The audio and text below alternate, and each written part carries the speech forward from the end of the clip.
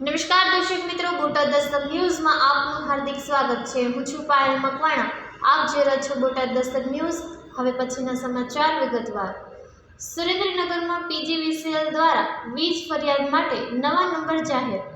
Toll free number અને WhatsApp પર કરી શકાશે ફરિયાદ। 20 થી વધુ પેટા વિભાગીય કચેરીના સંપર્ક નંબર આપ્યા। સુરેન્દ્રનગર જિલ્લામાં વીજ સમસ્યાઓના ઝડપી નિરાકરણ માટે પીજીવીસીએલે મહત્વપૂર્ણ પગલું લીધું છે।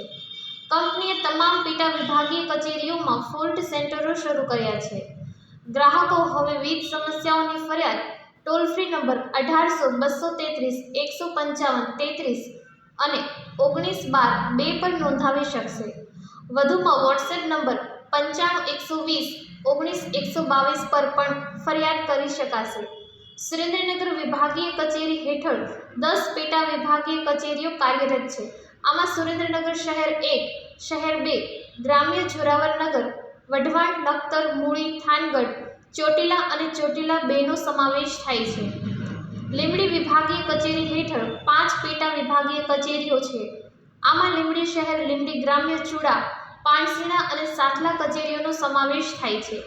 ધ્રાંગધ્રા વિભાગીય કચેરી હેઠળ 6 પેટા વિભાગીય કચેરીઓ કાર્યરત છે।